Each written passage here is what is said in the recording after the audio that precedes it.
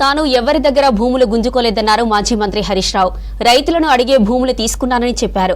పట్టా భూమిని రైతుల దగ్గర 13 ఎకరాలు తీసుకున్నానని చెప్పారు. ప్రభుత్వ భూమిని ఒక్క గుంటా కూడా కబ్జా చేయలేదన్నారు. బ్లాక్మెయిల్ చేస్తే ప్రశ్నించడం ఆగుతుందనుకోవడం రేవంత్ భ్రమ అన్నారు. 6 గ్యారంటీలు అమలు అయ్యే వరకు ప్రభుత్వం వెంటపడతామన్నారు. సంగారెడ్డి జిల్లా ఆందోళన మండలం ఆనసిపల్లిలో పెద్దమ్మ తల్లి విగ్రహ ప్రతిష్టలో పాల్గొన్నారు మాజీ మంత్రి హరీష్ రావు. కబ్జాల చరిత్ర నీది, కబ్జాలు చేసే ఆలోచన నీది.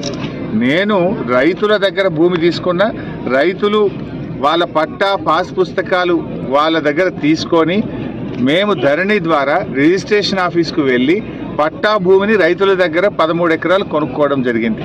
అంతే తప్ప ఒక్క గుంట కానీ ఒక ఎకరం కానీ నేను ఇరిగేషన్ భూమి కానీ ప్రభుత్వ భూమి కానీ తీసుకోలేదు. తీసుకునే ఆలోచనే మాకు ఉండదు. మా చరిత్రలోనే మాకు అవకాశమే ఉండదు. ఈరోజు నేను రైతులు ఏ భూమి అయితే అమ్మారో, రైతులు ఏ మోకా అయితే చూపించారో దాని ప్రకారంగా నేను కబ్జాలో ఉన్న ఒక్క గుంట కూడా నేను ఎక్కువలేను. రా నువ్వేరా, ఐ వెల్కమ్ యూ. నీ సమక్షంలో నేను కూడా ఉంటే ఇద్దరం కలిసి కొలిపిద్దాం దా, ఎప్పుడు వస్తావో రా. కానీ నువ్వు ఏదో విధంగా బ్లాక్మెయిల్ చేస్తే ప్రశ్నించడం ఆగుతుంది అనుకుంటున్నావు. మేము నువ్వు ఎన్ని రకాల బ్లాక్మెయిల్ చేసినా ప్రశ్నించడం ఆపము. ప్రజల పక్షాన, బీఆర్ఎస్ పార్టీ పక్షాన నిన్ను, నీ ప్రభుత్వాన్ని ప్రశ్నిస్తూనే ఉంటాం.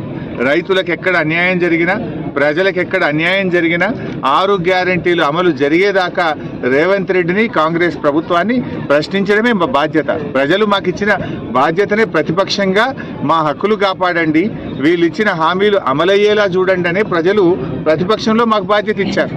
తప్పకుండా కేసీఆర్ గారి నాయకత్వంలో మిమ్మల్ని ప్రశ్నిస్తూనే ఉంటాం.